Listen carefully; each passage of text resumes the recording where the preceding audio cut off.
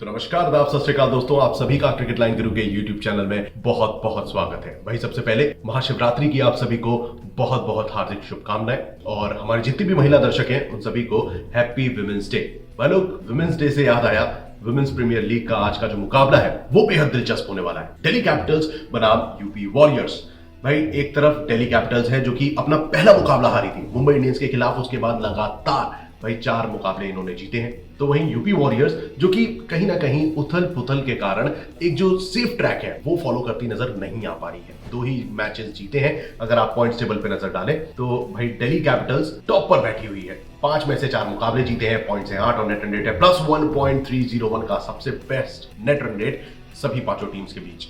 वहीं UP warriors भाई चौथी पोजीशन पे है, 6 में से 2 मुकाबले जीते हैं, पॉइंट से 4 और नेट रन रेट है -0.435 का। अब यहां से अगर यूपी वॉरियर्स को भाई ऊपर उठना है और प्लेऑफ्स के लिए अपनी एक सेफ राह बनानी है तो यह मुकाबला बेहद जरूरी है यूपी वॉरियर्स के लिए जीतना। और सीएलजी आपके समक्ष हाजिर है इस मैच से जुड़ी A to Z detailed updates के साथ, तो इस वीडियो को पूरा जरूर देखें। भाई शुरुआत करते हैं वेन्यू से।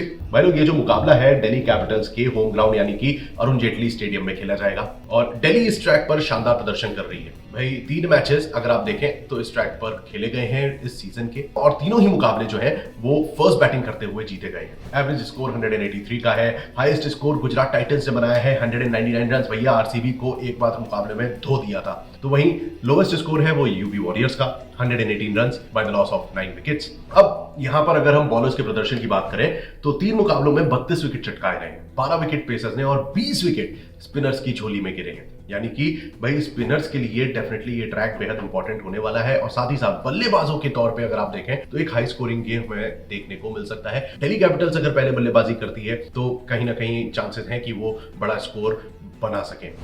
बात आती है जब दोनों टीम्स की तो हेड टू हेड कंपैरिजन पे फोकस करते हैं। भाई लोग, 3 मुकाबले दोनों टीम्स के बीच हुए हैं और तीनों के तीनों मैचेस दिल्ली कैपिटल्स ने अपने नाम करे और इस सीजन में भी दिल्ली कैपिटल्स ने यूपी वॉरियर्स को हराया हुआ है। अब जो ये अपकमिंग कॉन्टेस्ट है, अब इसमें प्रोबेबल प्लेइंग 11 क्या हो सकती है और ऐसी कौन सी खास खिलाड़ी हैं जिन पर हमें रखनी चाहिए नजर और हमारी फैंटेसी टीम का भी हिस्सा बन सकती हैं। पहले हम बात करते हैं दिल्ली कैपिटल्स की। दोस्तों, कप्तान मैग लेनिंग शानदार फॉर्म में नजर आ रही है। इन्होंने 5 मैचेस में 201 रन बनाए हैं और इन्हें अच्छा सपोर्ट मिलता है शेफाली वर्मा, एलिस कैप्सी और साथ ही साथ जमीमा और रॉड्रिगेज का, जिसमें कि अगर शेफाली वर्मा की बात करी जाए तो 5 मैचेस में 156 रन है और एलिस कैप्सी ने 5 मैचेस में 167 रन बनाए हैं। जमीमा रॉड्रिगेज भी डिसेंट प्रदर्शन कर रही है। अपने पिछले मुकाबले में इन्होंने 60 के आसपास रन स्कोर करे थे, तो she can come in form. और कंसिस्टेंसी जो है वो रॉड्रिगेज का कहीं ना कहीं एक क्वेश्चन मार्क खड़ा करता है उनकी कंसिस्टेंसी पे। हालांकि बल्लेबाजी सॉर्टेड है।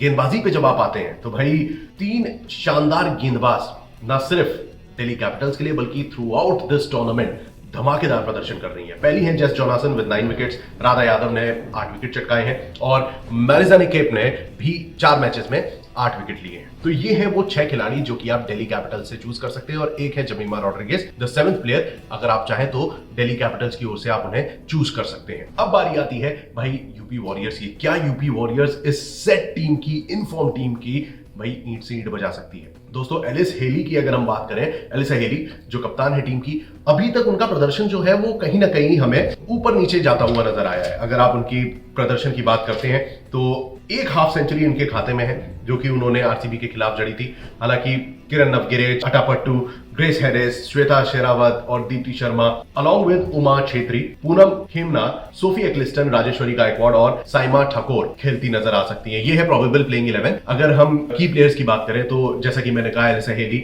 142 रन बना चुकी हैं। ग्रेस हैरिस ने 6 मैचेस में 173 रन बनाए हैं। मिडिल ऑर्डर को वो संभाल के रखती हुई नजर आई हैं, अलॉन्ग विद दीप्ति शर्मा जिनके खाते में है 148 रन। तो यूपी वॉरियर्स की ओर से तो ये 3 बल्लेबाज आप अपनी फैंटेसी टीम में शामिल कर सकते हैं। इनके अलावा अगर आप बॉलर्स की बात करते हैं तो Sophie Ecclestone and the second is Rajeshwari Gayakwad जो कि कंसिस्टेंटली विकेट निकालती दिखी हैं। इन दोनों बॉलर्स पर आप भरोसा कर सकते हैं। एक्लिस्टन ने 7 विकेट और राजेश्वरी गायकवाड़ ने 5 विकेट चटकाए हैं। तो भैया ये तो हुई बात की प्लेयर्स की और प्रोबेबल प्लेइंग 11 की, जिसमें कि definitely on paper and on field भाई दिल्ली कैपिटल्स का परचम लहरता नजर आ रहा है। और अगर इस ट्रैक की बात करी जाए तो दोस्तों, पहले बल्लेबाजी करने वाली टीम का पलड़ा डेफिनेटली भारी होगा। तो इन सभी बातों को ध्यान में रखते हुए हम कहीं ना कहीं इस मैच में दिल्ली कैपिटल्स को एक स्ट्रेट विन के तौर पर देखते नजर आ रहे हैं। लेकिन आपके लिहाज से क्या यहाँ पर कुछ चेंजेस हो सकते हैं? क्या यूपी वॉरियर्स जो है भैया वो इस मुकाबले में दिल्ली कैपिटल्स को हरा सकती है? कमेंट सेक्शन खुला हुआ है, जवाब जरूर दीजिए। क्योंकि अगर आप पिछले मुकाबले की तरफ जाएंगे तो भाई गुजरात जायंट्स जो है वो लगातार मुकाबले हारी है और आरसीबी को उन्होंने